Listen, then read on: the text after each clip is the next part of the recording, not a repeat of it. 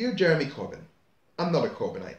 I love almost all of your policies, I especially love the principles behind them. You ran a great campaign and I did vote for you. But you don't have my full support. See, what I am is a lefty and a Remainer. Now I know that your Euroscepticism comes from being a lefty, and I get that.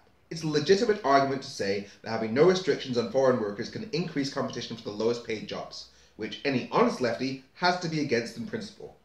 But before he can conclude that the answer is to leave the single market, he has to consider whether A, the overall benefit to the economy of the single market means that the minimum wage will buy more, and given the fall in the pound, that's definitely worth considering.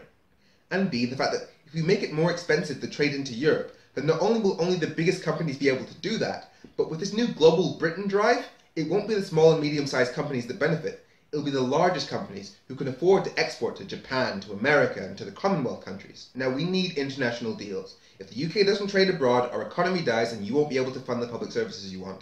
But if the problem with globalization is that it can lead to ordinary working people being left behind, then giving such a major advantage to the larger companies while cutting off the ability for medium-sized companies to compete in Europe, that only makes it worse. Now, I hate to say this, but both you and Theresa May displayed muddled thinking in terms of what the single market is and what it would take to retain the benefits after Brexit. No free movement, no single market access. Based on the age statistics of the referendum, the Financial Times worked out that by 2021, under the exact same conditions, the will of the people for Brexit wouldn't be there.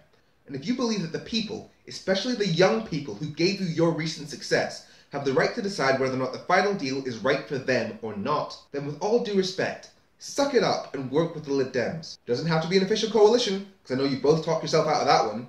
But if you, the Lib Dems and the SNP, decide that the will of the people isn't supported when the MPs that we trust to make laws lie to us about our legal position, that the will of the people isn't fixed in 2016, that the will of the people is for the good of the people, for the many who are seeing their prices rise, not for the few multinationals licking their lips at the prospect of a global Britain. If you realise these things, then the left, and by definition the UK as a whole, has a shot. Dear Jeremy Corbyn,